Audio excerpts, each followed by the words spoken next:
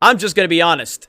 As someone that has been calling Lucasfilm out repeatedly over the last several years, calling them out for their agenda-driven storytelling, for their nonsensical ways, for the unbelievably bad job they've done at handling the greatest property in the history of entertainment, I have called them out on all of their nonsense, all of their wokeness, all of their feminist propaganda.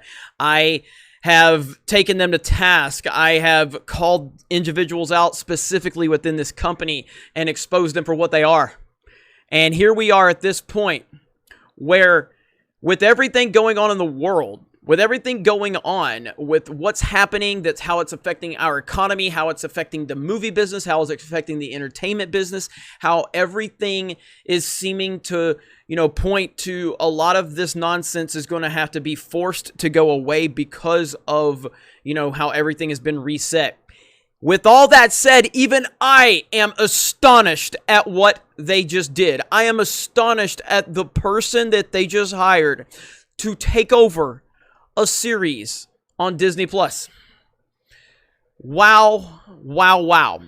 Meet Leslie Headland. She is from Russian Doll. There is a new Star Wars series in the works for Disney Plus, a female-centric Star Wars series. Because Star Wars has not had any female representation in the last several years. It's very important that we get some female representation all of a sudden. It's being advertised as a female-centric series. Now, who is Leslie Headland? Well, let's listen to this person right here. Back in May 9th of 2019, Variety uploaded this. And I am truly astonished. But this is the person that Lucasfilm has decided is going to be able to carry out the vision that they want. So just when you thought Star Wars couldn't get any worse, ladies and gentlemen, I present to you Miss Headland. Listen to this. I would say that, I think white women need to kind of step up their game, to be quite honest. Sorry, but I'm calling you bitches out. You really do, because, there's, we can, I couldn't agree more with everything that these brilliant women are saying, but, I'm also seeing the silent killer, which is a lot of white women at the top who are kind of reinforcing a lot of old ideas. I think a lot of it, to give them the benefit of the doubt, and I'll just speak from my own personal experience, it's just I wasn't sure how to be an ally.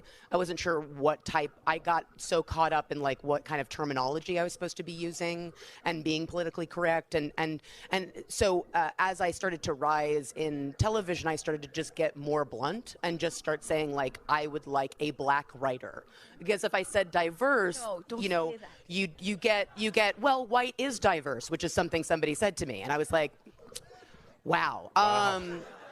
I was like, it's not cool, but to really, I reached out to my, the women that I respect who are not white writers and directors, and I said, what should I say? What language should I use? And I think it's worth it if you're in a position of hiring power or green lighting power to reach out to people that are not like you and say, what can I do to be an ally, and how can I support writers of color and LGBTQ and disabled writers? What can I do, and what kind of vocabulary should I be using? It hurts. It actually hurts to listen to this verbal diarrhea coming from this person's mouth. I don't think anybody wants to hear the rest of this. She just continues. She's obsessed. She's obsessed with identity politics. She's obsessed with race and gender and their sexual preferences. That's all she views anyone as, is the identity politics around it. And this is who Lucasfilm has decided to hire. This is who Lucasfilm has decided to hire for a new series on Disney Plus. That person who specifically says white women need to step up, and that diversity does not include white people. That's what she said. Those are her own words. This is who Lucasfilm has hired. So, all the speculation that I might have had in terms of like, is Kennedy still in power? Are they looking at, you know, the situation in the world? Are they finally going to reset this? Because they're going to have to really focus in on the hardcore fans here. And they're going to have to move past their wokeness. You know, and I talked about how ESPN, you know, went through their woke phase for several years and the ratings declined. And fans were fed up with it. And ESPN changed leadership and then shifted their focus and their business model to move away from the wokeness. And the NFL is going through that now, where the NFL was all about politics, all about Orange Man bad, and now they are implementing rules telling people to keep their politics out of it if you are part of this league. So I thought, hey, there's some light at the end of the tunnel, per se. And then this happened, and I was live with Critical Drinker when this story broke. I was live on his channel. Midnight's Edge, Andre, and Tom were on there. I believe Andre was the one that made us aware. We also had Gary from Nerdrotic on there, and Mahler was there.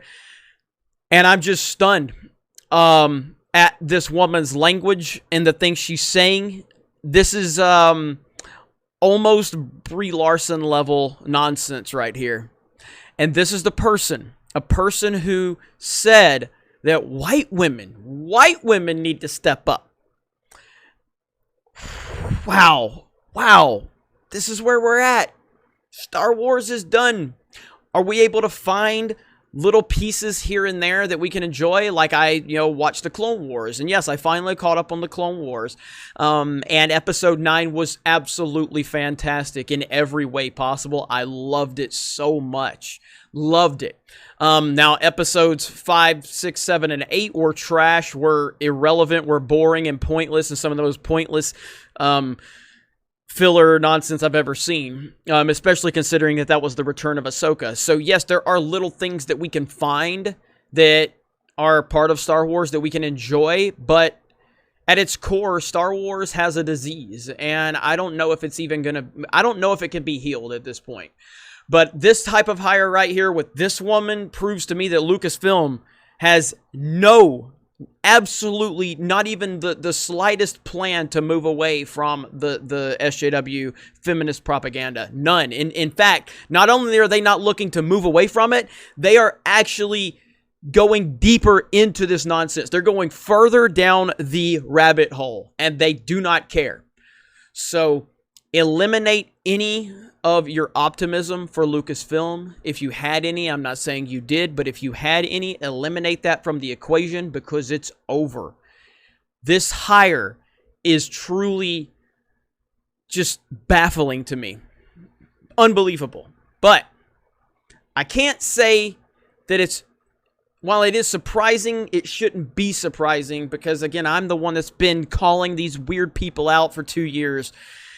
And, yeah, I am unbelievable. It's just unbelievable. Whatever, though.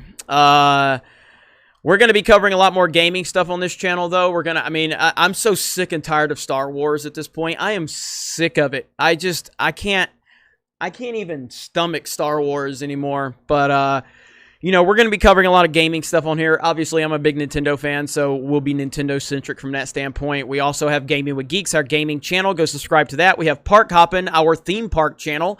Go subscribe to that. We have Sports Wars, our sports channel. Geeks and Gamers Live, our live stream archive channel. And also Gaming with Geeks over on Twitch. If you had any hope whatsoever, you need to bury it and move on. Star Wars, as we knew it, is gone.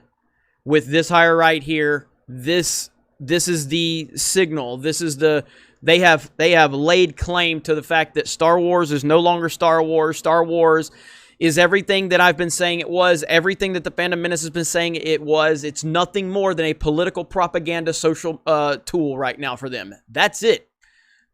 Star Wars, the lore, the history, the mythology, the characters, and what it's meant to, 4 decades of fans it means nothing to current Lucasfilm. It means absolutely nothing. Anyway, let me know your thoughts in the comments below. You guys have a great day. Thank you very much for checking out this video. Solo lost money, Raylos are weird, and we will talk to you later.